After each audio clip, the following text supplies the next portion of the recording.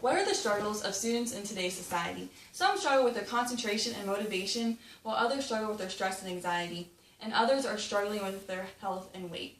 However, there is a simple solution to these common problems. Today I will persuade you that requiring physical education in grades K through 12 will highly benefit students. Since the audience either has children, will have children, or cares for children, they can help out these children to have a healthy lifestyle in order to grow up to be healthy adults. As a public health major, I am studying to promote healthy behaviors in society, such as exercising. Therefore, I've taken various courses on this topic.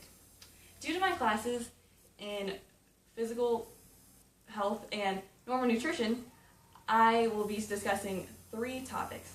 The problems without required physical education in grades K through 12, the solution for the problems, and a current example of schools requiring physical education in grades K through 12. First, we must look at the current problems that affect students without physical education. Without physical education, there are more negative effects than positive effects on the students. Many schools are decreasing the time spent on physical education in order to make more time for core subjects such as math and reading, or to make budget cuts. However, according to Al Baker from the New York Times, the Center for Disease Control conducted a biannual survey with all high school students. Nearly half of these high school students reported that they get no physical education during an average week. Even though high schools are known for having less physical education, there are even middle schools and elementary schools that are ignoring physical education as well. According to Ken Reed from the Huffington Post, the American Heart Association found that only 4% of elementary schools, 7% of middle schools, and 2% of high schools have daily physical education courses, while 22% of these schools require no physical education. And it is common that when no physical education is required, that it is cut from the curriculum in order to focus on those core subjects or to save money. Schools are continuing to ignore physical education even though childhood obesity is on the rise. According to the CDC, childhood obesity in children has doubled and it has quadrupled in adolescents in the past 30 years.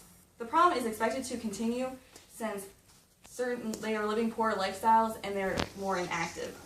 When students are inactive, they end up growing up to be inactive adults.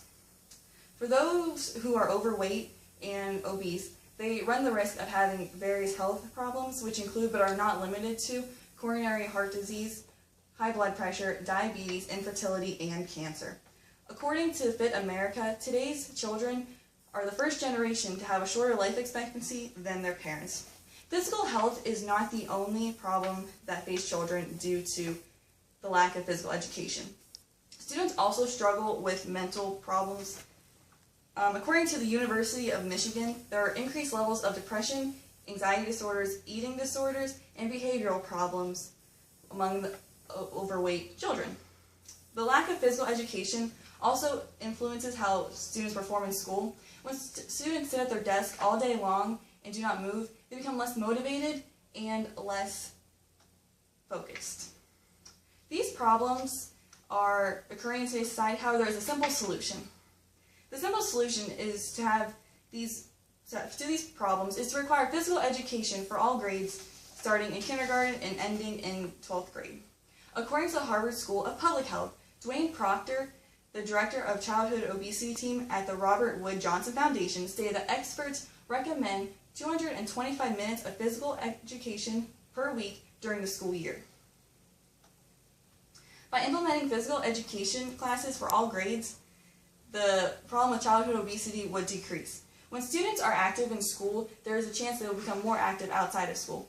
As you can see on this graph, those who participate in physical education are in blue, and those who do not are in red. For those in blue have a lot more participation in outside school activities and active sports. So there is proof that they participate more. Physical education also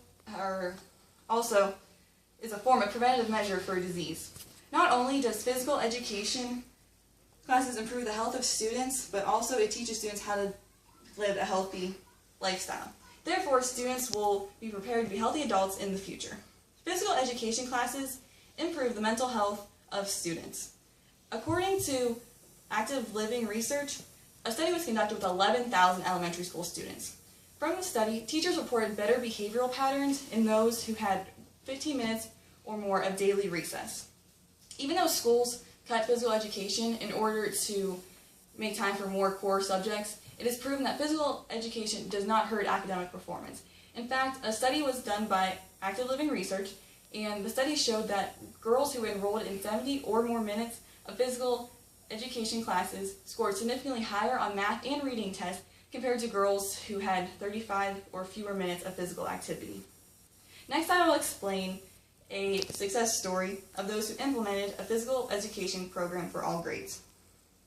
There are multiple states that have already implemented this type of program. However, I will only be discussing Mississippi. Since Mississippi is the most obese state in America, as you can see, it is highlighted in red on the CDC map of 2007 obesity rates. Mississippi created the Mississippi Healthy Students Act in 2007. The act was created to require all students from kindergarten to 12th grade to participate in physical education classes. The act was created due to the fact of Mississippi's high obesity rates, and the program has been very successful. According to the Robert Wood Johnson Foundation, the combined prevalence of overweight and obesity of all public schools students was 40.9% in 2011 compared to 43.9% in 2005. The foundation also reported that 57% of students were at a healthy weight, which is a huge step for the overall state. Overall, the childhood obesity rate dropped more than 13% overall from 2006 to 2011, according to thinkprogress.org.